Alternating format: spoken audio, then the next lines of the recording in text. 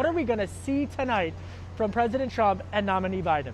You're going to see Joe Biden make his case directly to the American people for a completely different kind of leadership in this country. He is going to talk about his plans to get the virus under control, to get the economy back on track.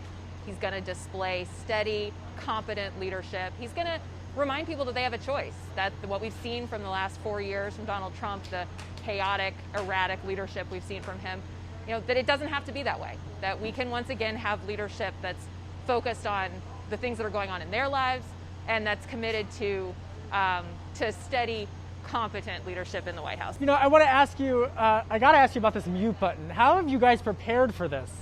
Well, look, this really isn't about the mute button. I mean, a debate is a test of presidential temperament. And I think the question is Donald Trump going to show up and defend his record and talk about his plans? Or is he going to do what he did in the first debate, which is interrupt, try to sow chaos, commit those same kind of antics, which frankly people hated. And I think if that's his strategy for this debate, then he's going to lose this debate just like he lost the first debate. There's been some major foreign policy developments within the last 48 hours. The Director of National Intelligence, John Ratcliffe, at a press conference suggesting that Russia and Iran have hacked into voter registration. How will Joe Biden bring that up tonight? Well, what we've unfortunately consistently seen is that Donald Trump refuses to condemn foreign interference in our elections. Joe Biden has been clear from the outset that is not something that he would tolerate as president, that he would send a very clear and direct message to Putin that that's not something that he would tolerate. Unfortunately, we haven't seen that from Donald Trump. What we've seen from Donald Trump is a willingness to use foreign interference, to use material gleaned from foreign interference. And I think for the American voters, they want to know, they want confidence that the American people are going to decide the outcome of our election, not foreign actors. Donald Trump doesn't guarantee that. Joe Biden would. President Trump is going to bring up Hunter Biden. President Trump is going to bring up Ukraine. How do you prepare Vice President Biden to keep his cool and to try to push back, but so that it doesn't engage in another back and forth with people talking over one another? Well, we saw him do it in the first debate. I mean, we saw Donald Trump try to do this. He tried to attack the Biden family. He tried to attack the vice president.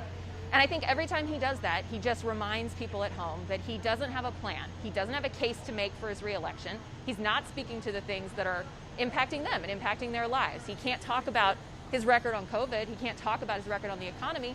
So he tries these same failed smears that he's been trying for a year and a half. He got himself impeached over these allegations about Ukraine, which were universally debunked. So if he's going to come on the debate stage tonight and amplify Russian disinformation, you had 50 intelligence folks in the national security and intelligence community say that this has all the hallmarks of Russian disinformation. So if he's going to go on stage tonight and amplify Russian disinformation rather than talking to people about what he's going to do to make their lives better, I think the contrast there will be pretty self-apparent. Joe Biden says he wants to have a commission on whether or not to add additional Supreme Court justices. What do you say to those voters who are saying, well, we want to know, is there going to be another judge or not? He's saying that he's going to take a thoughtful approach. He has said he believes the system is out of whack. He believes that the Supreme Court nomination and confirmation process should not be a political football. That's what he's trying to achieve with this commission. It's going to be a bipartisan commission. People from both sides of the aisle are going to come back to him with recommendations on what we can do to depoliticize this process. All right, I want to dive into the economy. Final topic for you, specifically as it relates to the economy.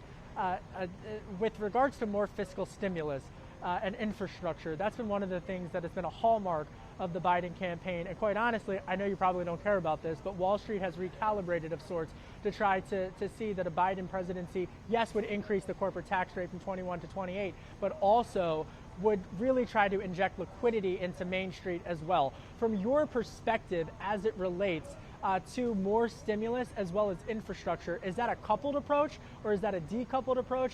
And is that in a first couple of months agenda item for a President Biden administration? Well, his immediate challenge when he gets into office is going to be to ensure that people are getting the relief that they need. He will be pushing for additional stimulus. He's been pushing Donald Trump throughout the campaign to get this stimulus deal done and to get more relief to families who need it. So that would be a priority for him. Infrastructure, he believes, as you said, is an integral part of all of his economic plans. It's an integral part of his climate plan. It's an integral part of his economic plan. So that will be something that will be woven into his priorities for the first months. Now, he has said that's going to depend on what the economic situation looks like when he takes office. But first and foremost, he's going to be committed to getting people the relief they need right now. Long term, he's committed to investing in our infrastructure to create jobs and to create clean infrastructure in this country and help tackle the climate crisis.